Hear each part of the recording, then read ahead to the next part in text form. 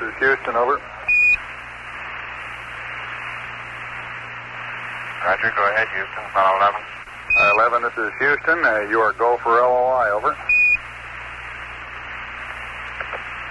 Roger, go for LOI.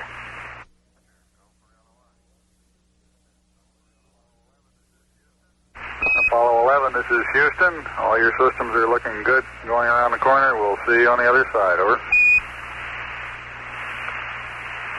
Roger. Everything looks okay up here. Roger, out. And we've had loss of signal as Apollo 11 goes behind the moon.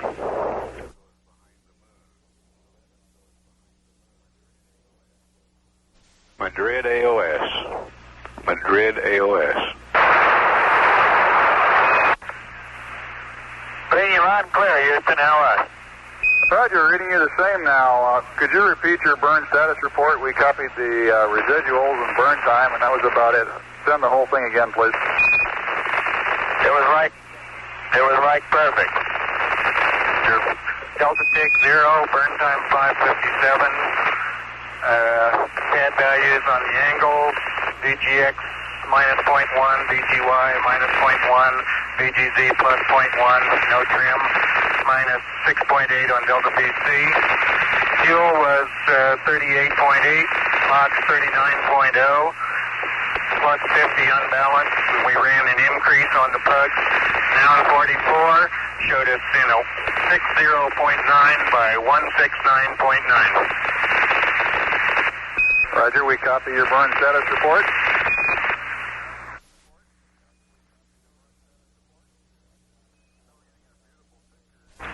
So we're getting a beautiful picture in down here now, 11. The color's coming in quite clearly, and we can see the horizon and the relative blackness of space. And without getting into the question of grays and browns, it looks, at least on our monitor, sort of a brownish gray.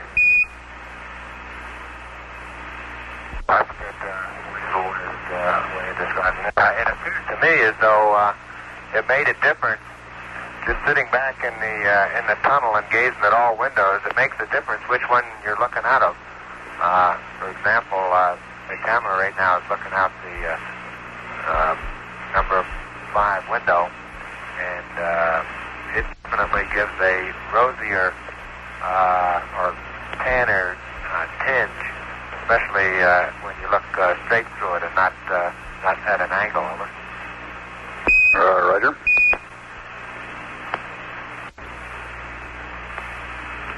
Yeah, the crater that's in the center of the screen now is Webb. We'd be looking straight down on it at about 6 minutes before power descent. It has a relatively flat bottom to the crater, and you can see maybe 2 or 3 craters that are in the bottom of it. On the western wall, the wall that's now nearest to the camera, near the bottom of the screen, we can see a dimpled crater just on the outside. And then coming back towards the bottom of the screen and to the left, you can see a series of depressions. It's the type of connected craters that give us most interest to discover why they're in the particular patterns that they're in. I'll zoom the camera in and try and give you a little closer look at this. Roger, we're observing the dimple crater now. The central peak that we can see on the orbiter photos doesn't seem to stand out very well here. Well, they're not central peaks. They're depressions in the center. Roger. Eagle, Houston, we look good through the 210 on this mode. We're going to shift data select to an 85-foot dish to see what we got, and then we'll be back to you on the 210. If you'll stand by a couple of minutes in this mode, we'll be back with you. Over. Roger, Eagle, standing by. This is Apollo Control, Houston, 83 hours, 21 minutes now into the flight. Meanwhile, aboard the Eagle, apparently Buzz Aldrin and Neil Armstrong, although Buzz is doing most of the comm check at this time.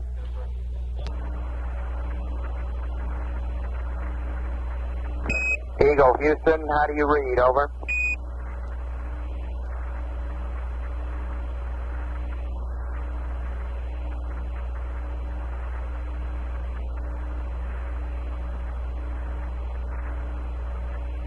Houston, Eagle, read you loud and clear, over. Roger, we're reading you 5-5. We got the voice good through the 85. The telemetry is in and out through the 85. Stand by, we'll be back to you with you through the 210, over.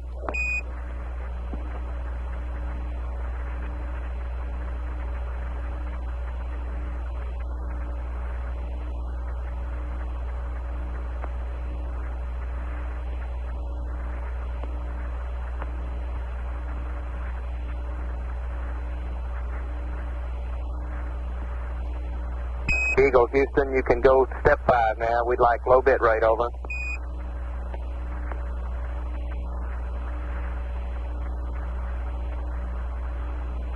Houston, Eagle, you have low bit rate. Roger, copy, Eagle. Yeah.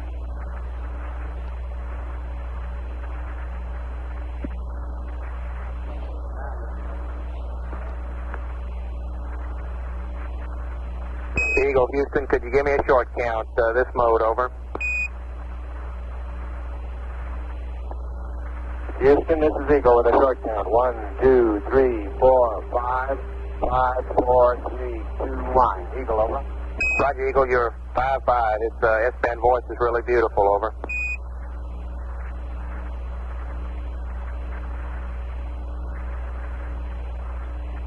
And Eagle, Houston, we'll be standing by in this mode for a minute or so. We'll be back with you if you'll just stand by, over.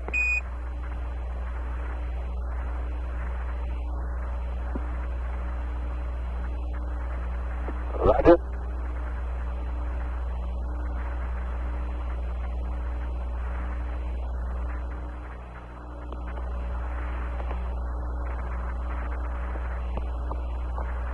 Eagle, this is Houston, coming through the 210. How do you read, over?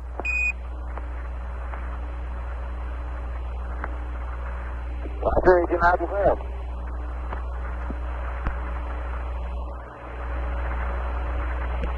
Eagle, this is Houston. We're happy with all our data in all modes. You can power down the comm now, over.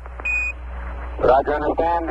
Eagle will power down the comm. And we're just approaching 27 volts now. It looks like we won't have to bother with the high taps. Right. Powering down, out.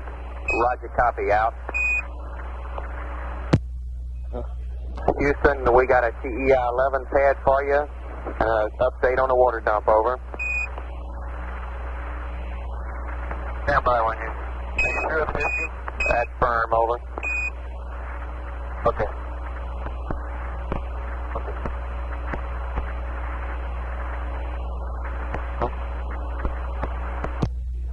This is Apollo Control, Houston, 83 hours at 27 minutes now into the flight, Apollo 11. That last exchange between Charlie Duke, our capsule communicator, and Buzz Aldrin aboard the Eagle, identifying that we're very well satisfied with the communications check on the lunar module, and we'll proceed with powering down the spacecraft.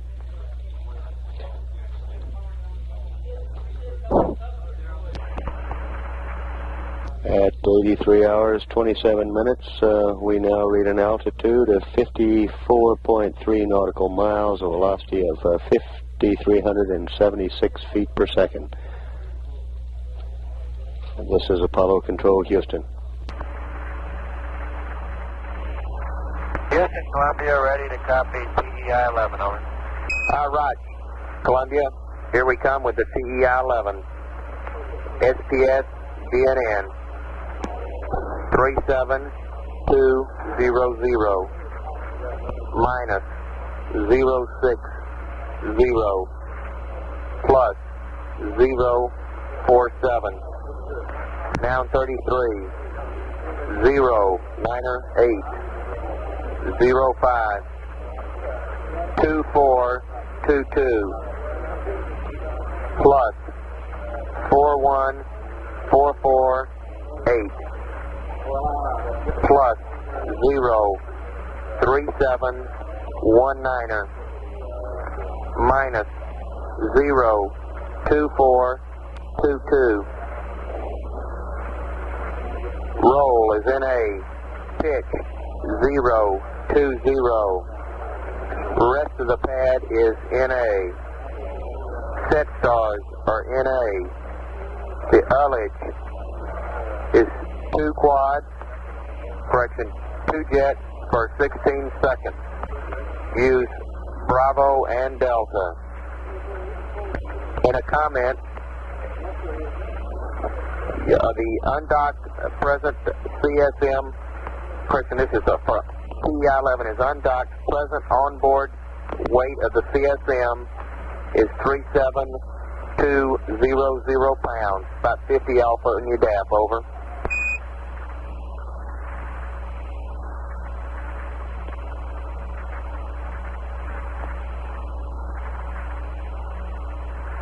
All right, I read back. PEI-11, SPS GNM 37200, minus 060, plus 047, plus 098, 052422, plus 41448, plus 03719, minus 02422.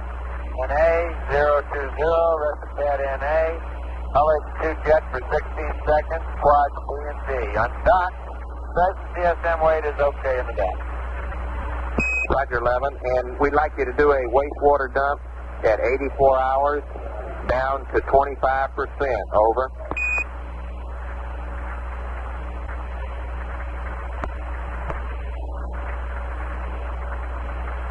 Roger, understand, wastewater dump to 25% at 84 hours. Roger, and Mike will have LOS in about 11 minutes at 8344.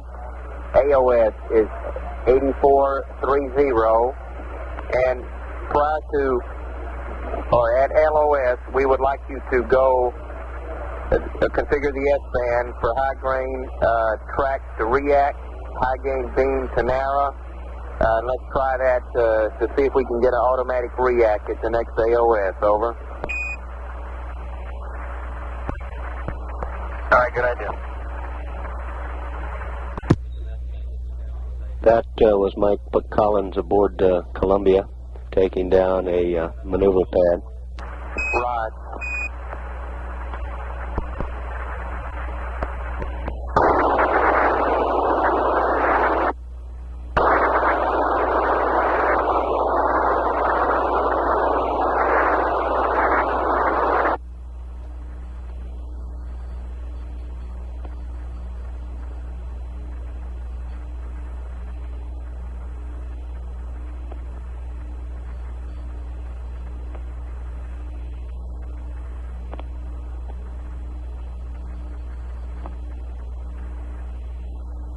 Apollo 11 Houston, also that water that you got on the aft bulkhead, if it's not too much, we just recommend sopping it up and then throwing the sponges away in the waste storage area. If it's too much, then we recommend using the procedure in the checklist on page F10-14, over.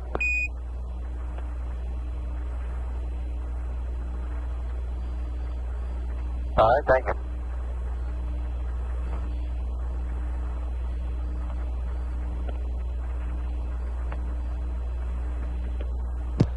This is Apollo Control Houston, 83 hours, 34 minutes now into the flight, Apollo 11. The lunar module communications has been deactivated. We currently show a velocity of 5,377 feet per second. Orbital parameters now read 65.1 nautical miles apoloon, 54.2 nautical miles paraloon. At 84 hours 35 minutes, continuing to follow. This is Apollo Control Houston. Apollo 11, Houston, would you have Buzz make sure he gives us the oxygen pressure readings before you close up? Over. Well, now. Houston 11, the OPS has read 5750, both bottles. Roger. This is Apollo Control Houston, 83 hours, 38 minutes. Apollo 11 now on CSM power. This is Apollo Control Houston, 83 hours, 40 minutes. Now into the flight Apollo 11.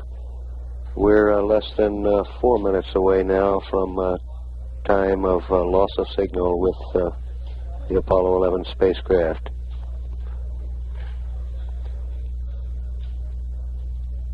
Present time, our velocity reading 5,375 feet per second. Our total weight in orbit at this time reading 70,502 pounds.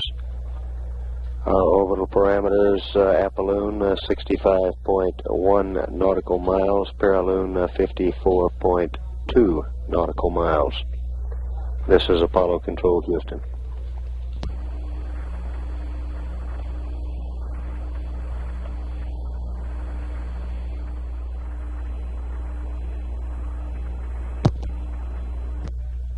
This is Apollo Control Houston at 83 hours, 43 minutes now into the flight Apollo 11, less than a minute away from predicted time of loss of signal with the Apollo 11 spacecraft.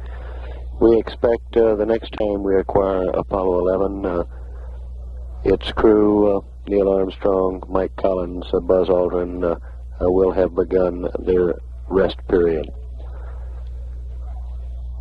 And at 83 hours, 43 minutes, this is Apollo Control Houston.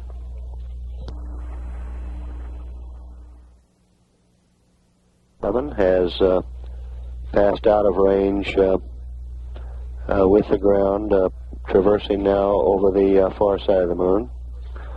During this pass, we had an extremely successful communications checkout with the lunar module, using its code name for the first time, its code name the Eagle. Buzz Aldrin performed the counting tasks in concert with Charlie Duke, the capsule communicator here on the ground. And at times, Buzz's voice, we noted considerable enthusiasm for the way things are going.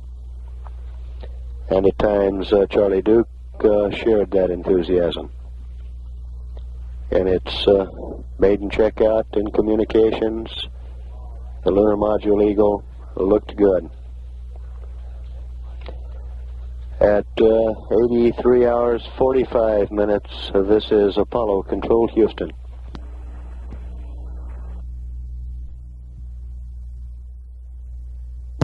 This is Apollo Control Houston at 84 hours and 28 minutes, now into the flight Apollo 11. We're less than 2 minutes away now from our scheduled time of acquisition with Apollo 11. Meanwhile, in Mission Control Center, astronaut Owen Garriott has now replaced Charlie Duke as our capsule communicator. We expect that some final advisories will be passed to the Apollo 11 crew, and final reports such as crew status will be received from Neil Armstrong, Mike Collins, and Buzz Aldrin prior to the start of their sleep period. We're a little over a minute away now from scheduled time of acquisition. We'll continue to keep the line up and continue to monitor. This is Apollo Control Houston.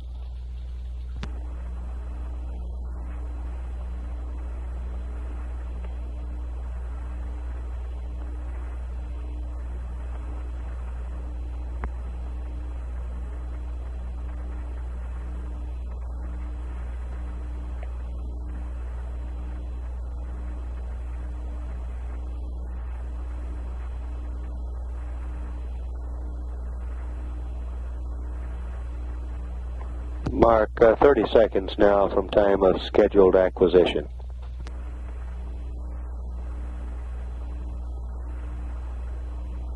Mark 20 seconds.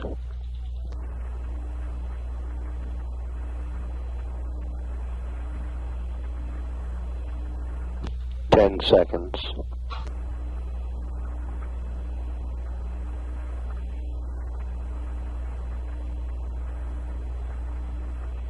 We should be acquiring shortly, and we're standing by.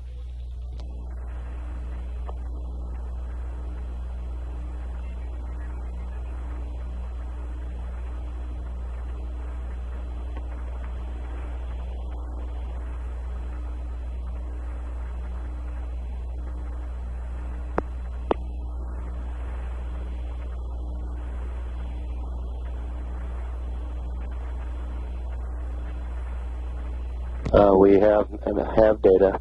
We've acquired data on Apollo 11.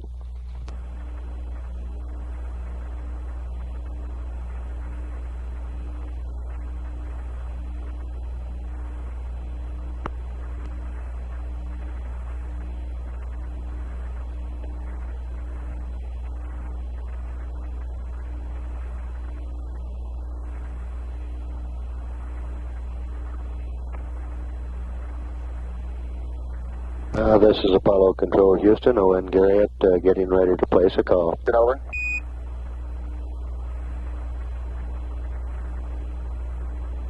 Apollo 11. 11 Houston, Roger, reading you fine, and it looks like the automatic react went very well just as soon as you came around the limb.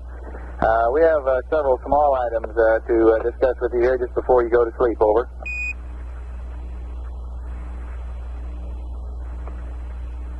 Go ahead, Owen. Okay, 11. First of all, on our LEM systems checks, everything went fine. Would like to remind you, though, tomorrow you may see an ascent pressure light when you activate the MCNW. There should be no problem there, however. You did note that the ox tank pressure was only reading 111 psi, which is normal at this point. But below the level which will trigger your light due to the helium which has been dissolved into the propellant. Over.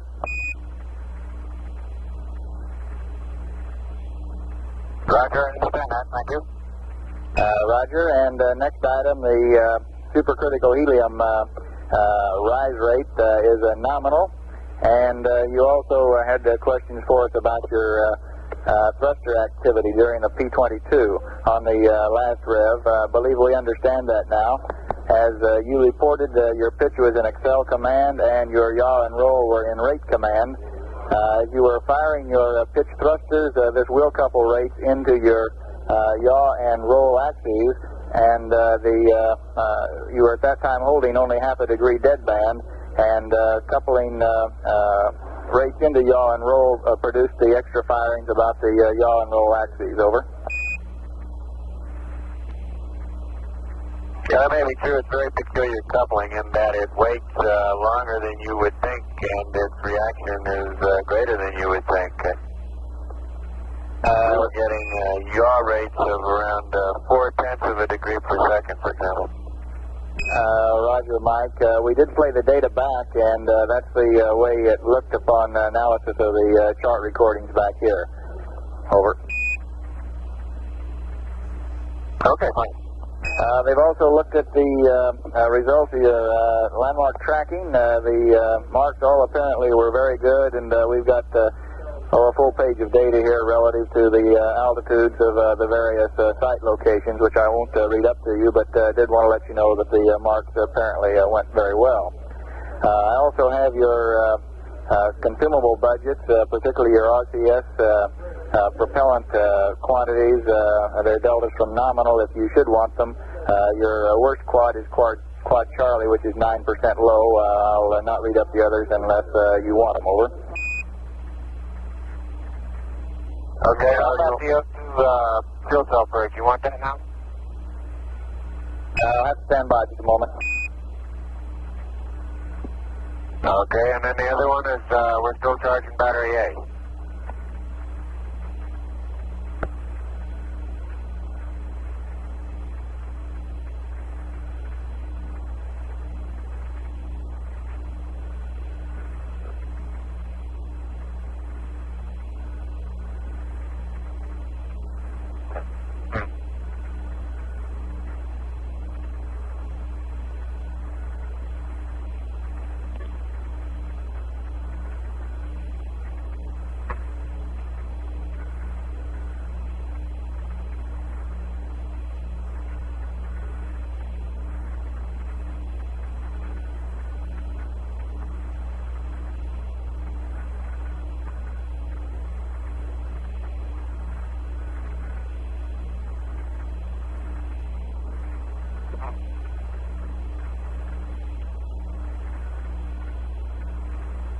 11 Houston, we would like to delay the fuel cell purge until the backside of the moon, and you go ahead and should terminate your battery charge at this time. Over.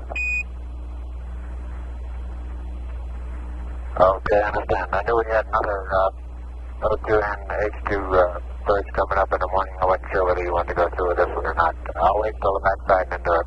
That's fine, Roy. Terminate battery charging now. That's right, and one other systems item here. In order to balance your cryo tanks, would you get your O2 at tank 1 and your H2 tank 2 heaters off? Over.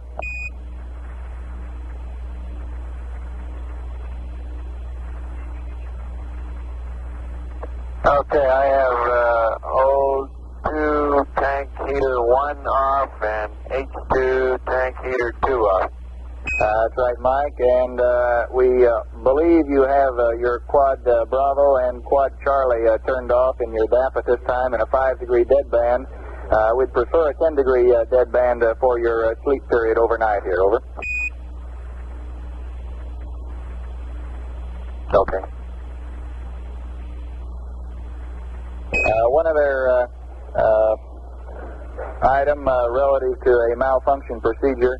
It's unlikely that you'll have to worry about this tomorrow, but in your malfunction list under docking on page F11-9, there is a malfunction procedure for a high O2 flow rate at the top of, under tunnel, at the top of page 11-9. We would like to have you not use that malfunction procedure should you encounter the high O2 flow rate, and instead check back with Houston for a revised procedure should you find that situation. Over. Understand and notice and make my judgment.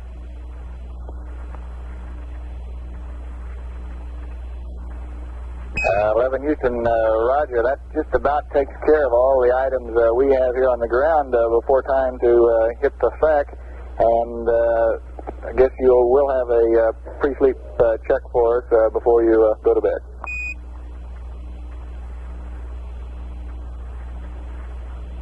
Right, we're in the midst of cycling the O2 and H2 phones now. Roger.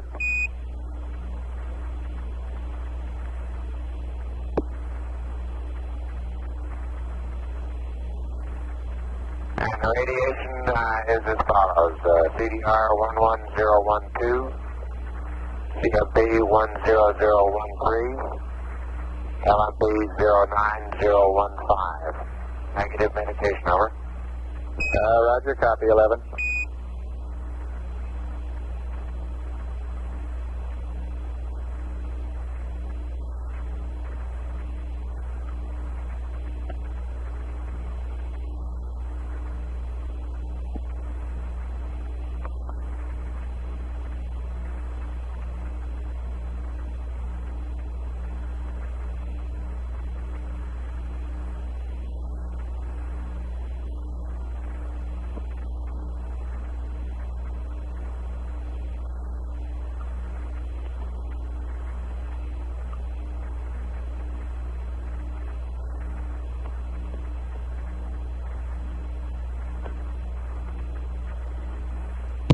This is Apollo Control, Houston. 84 hours, 39 minutes now into the flight. That conversational exchange with Owen Garriott here in Mission Control Center and principally Buzz Aldrin. However, Mike Collins did talk briefly about Program 22, the landmark tracking activity in which he performed. At 84 hours, 40 minutes, this is Apollo Control, Houston.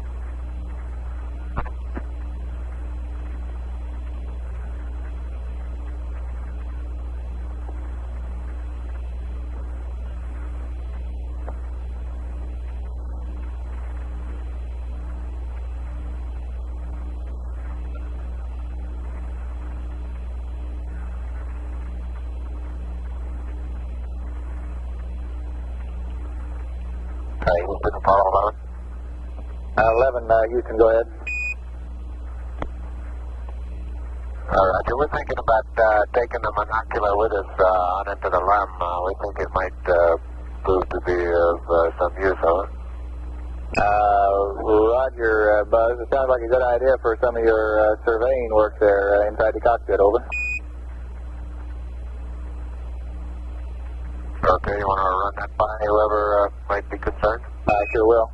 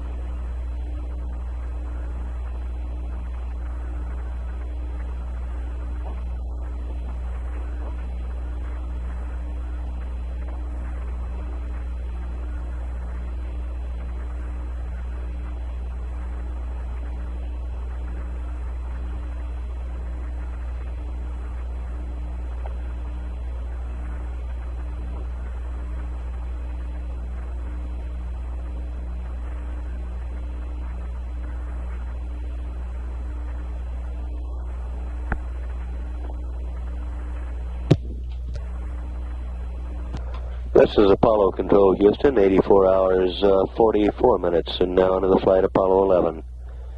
Our current spacecraft altitude, now 64.3 nautical miles, with an apoloon of 65.2 nautical miles, paraloon 54.4 nautical miles.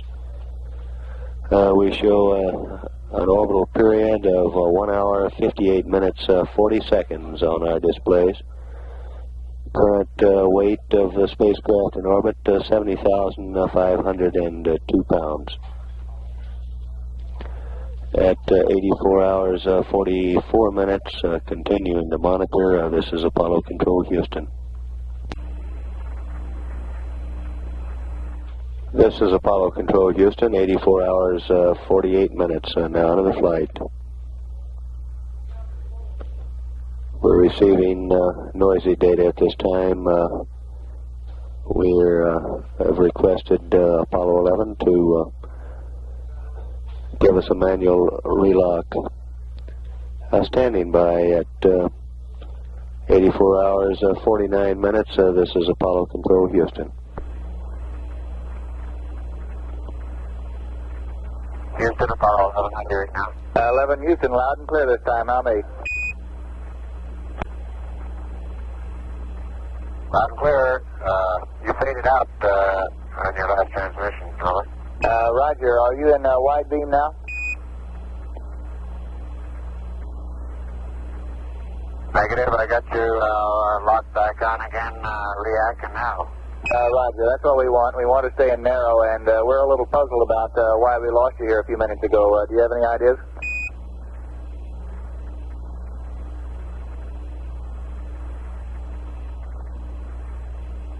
Oh, sure do. We're showing about 15 degrees plus pitch and about 270. That ought to be good and clear. We concur there. We still don't have any good ideas on why we were lost.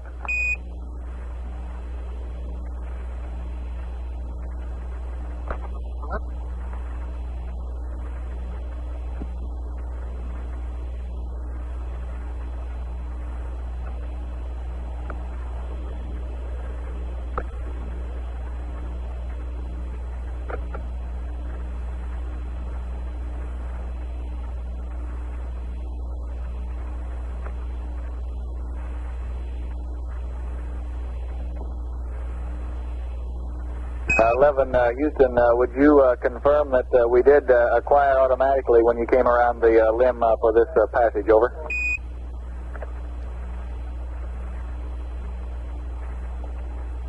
That's confirmed.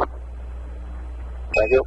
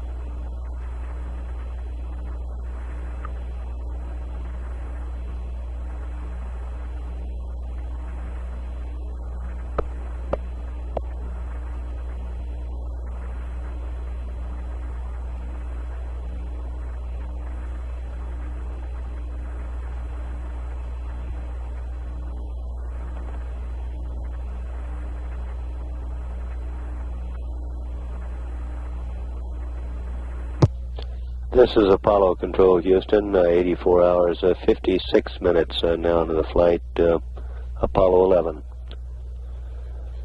Our current apolloon, 65.1 nautical miles, current paraloon, 54.3 nautical miles. After receiving some noisy signal, Apollo 11 has locked back on in fine form. That was Buzz Aldrin speaking with Owen Garrett here in the Mission Control Center.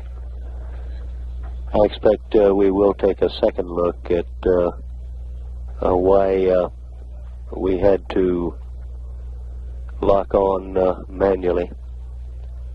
As we receive any updates on this, we'll pass them along. We now read 84 hours, 57 minutes.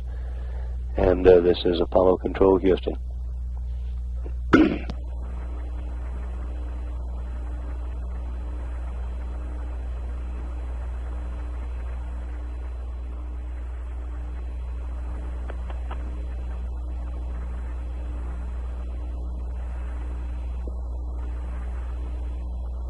Apollo 11, Houston, over. Houston, Apollo 11. 11 Houston, on your auto RCS select switches, we show Quad Bravo disabled, but Quad Charlie only partially disabled. Charlie 3, I believe, is the only one you have selected off. Is that correct?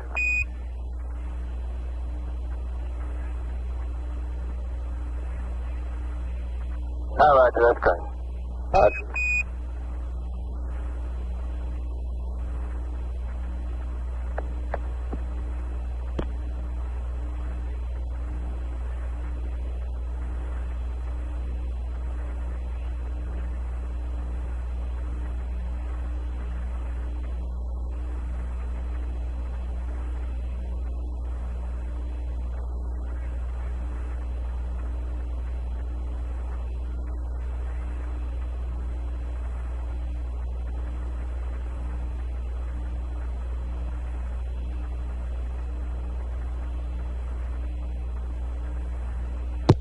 This is Apollo Control, Houston, 85 hours, 5 minutes. Now onto the flight, Apollo 11. We confirm from the ground following that conversation exchange.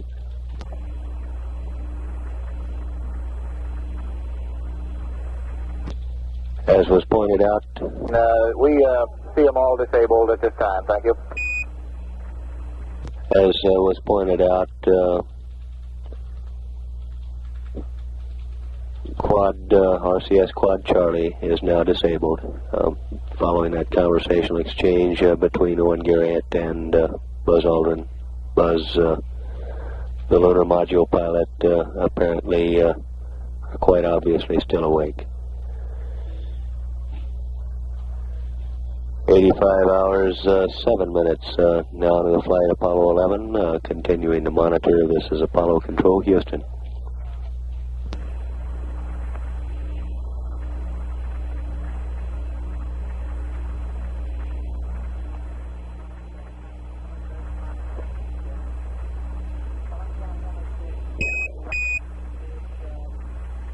Apollo 11, Houston, over.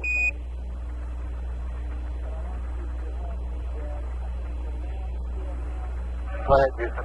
11 Houston, we're going to try to check out this ability to automatically reacquire on the S-band, and what we want to do is to secure our uplink carrier for about 30 seconds. Then we will turn it back on and see if the spacecraft equipment will automatically reacquire.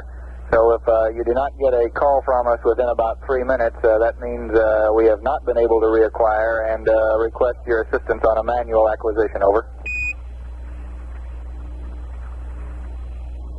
Okay, we understand.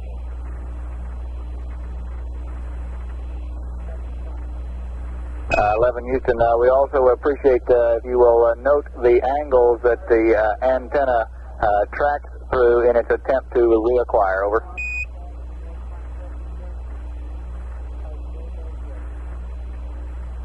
Roger, we'll do that.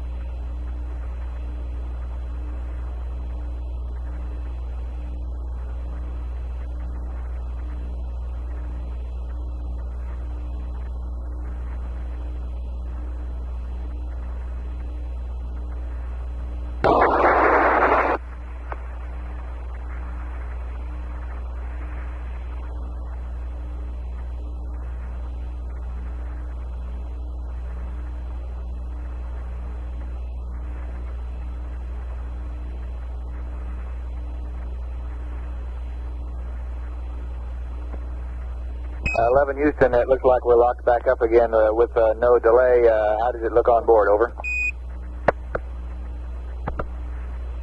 Roger. The signal strength dropped very rapidly to 0, and the pitch and yaw in about 3 seconds moved towards 40 degrees pitch and 240 degrees yaw.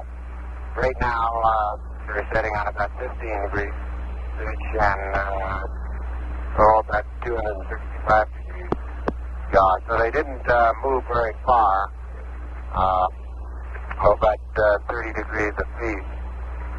And then they picked right back on up again. Over.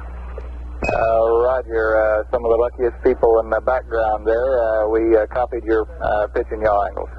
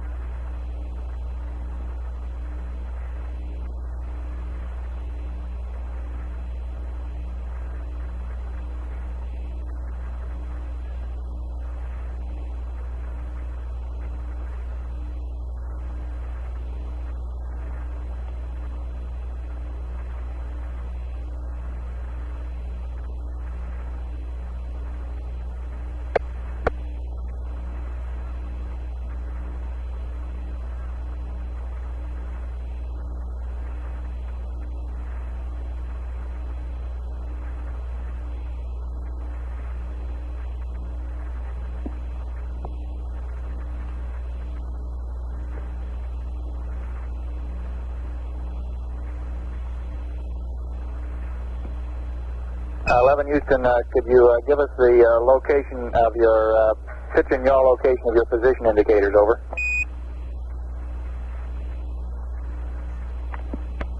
Roger, they're the same position as the antenna right now, plus 15 degrees pitch and now wait a minute, I got it at about 75 instead of 265. Okay, thank you.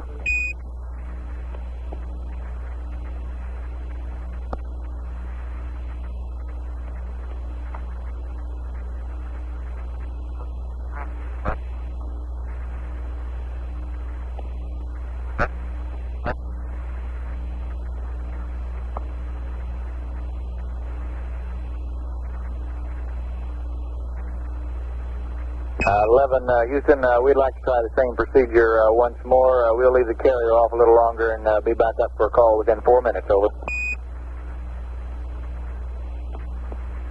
Okay.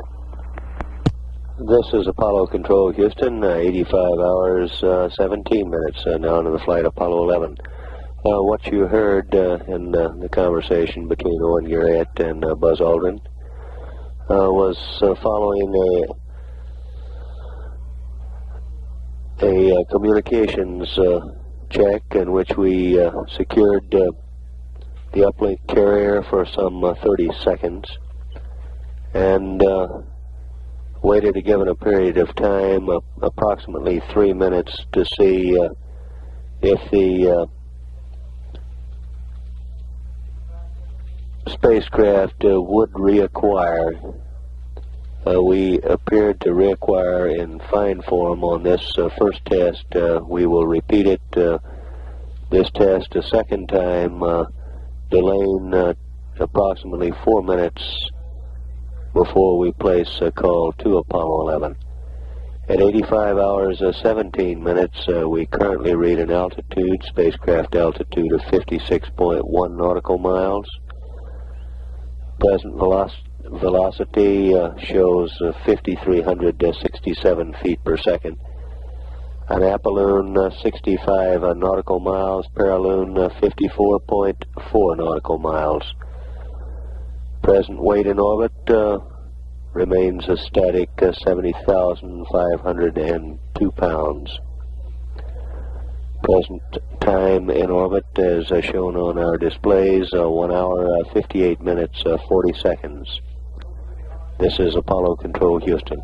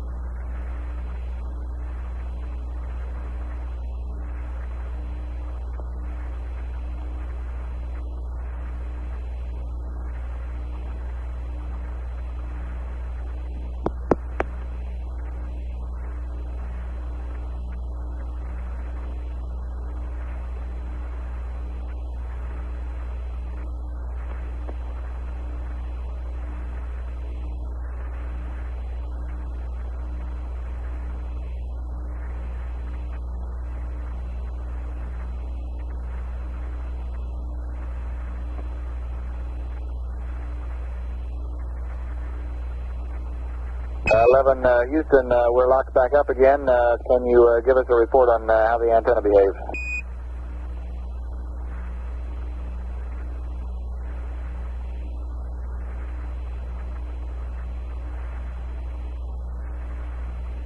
Roger, it was essentially identical with before. The pitch went to 40 to 45, and the yaw went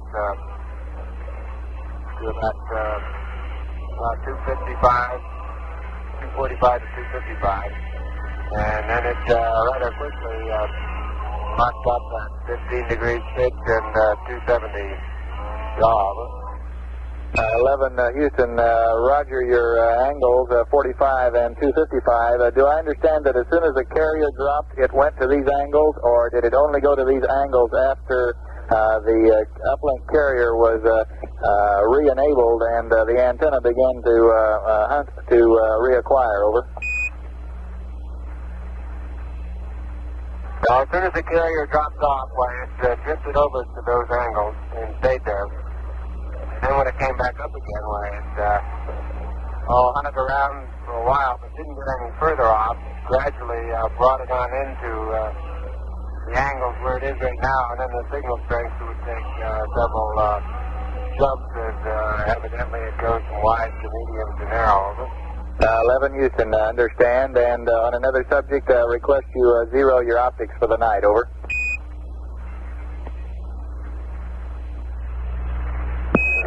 Apollo 11 Houston, over.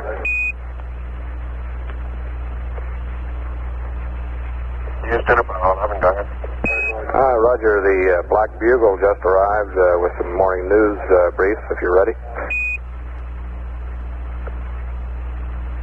Go ahead. Roger. Okay. Church services around the world today are mentioning Apollo 11 in their prayers. President Nixon's worship service at the White House is also dedicated to the mission. And our fellow astronaut, Frank Borman, is still in there pitching, and will read the passage from Genesis, which was read on Apollo 8 last Christmas. The Cabinet and members of Congress, with emphasis on the Senate and House Space Committees, have been invited along with a number of other guests. Buzz, your son Andy got a tour of MSC yesterday. Your Uncle Bob Moon accompanied him on the visit, which included the LRL.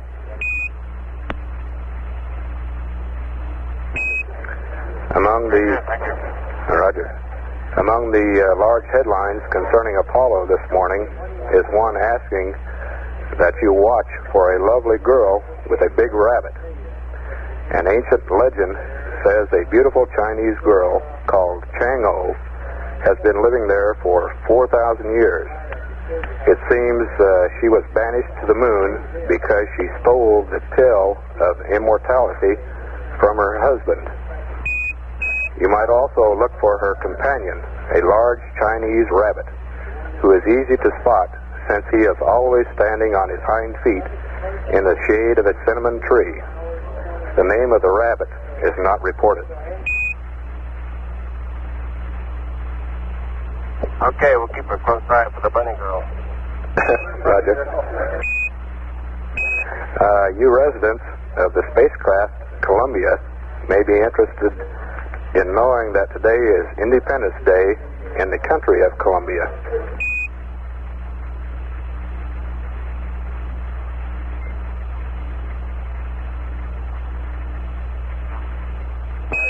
Gloria Diaz of the Philippines was crowned Miss Universe last night. She defeated 60 other girls for the Global Beauty title. Miss Diaz is 18 with black hair and eyes and measures 34 1/2, 23, 34 1/2. First runner-up was Miss Australia, followed by Miss Israel and Miss Japan.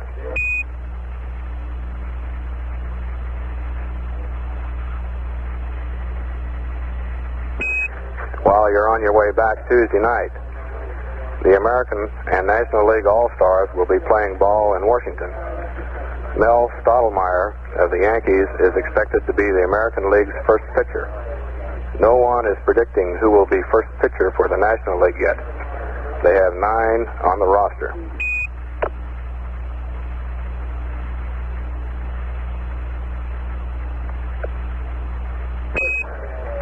Even though research has certainly paid off in the space program, research doesn't always pay off, it seems.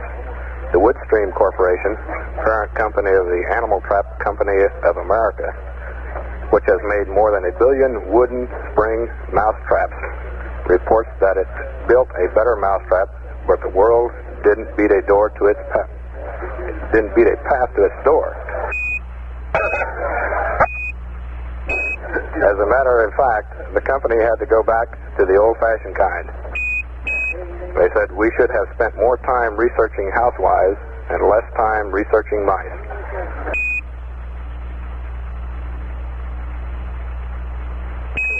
And the Black Bugle is all completed for the morning.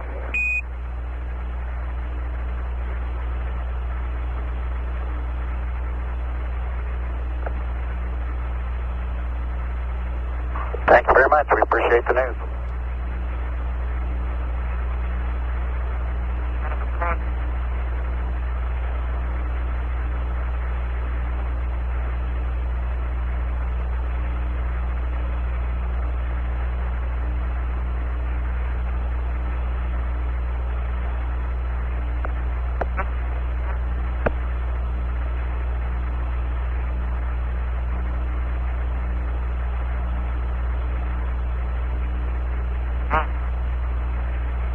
Black Team will be looking for an interesting day with you all tomorrow.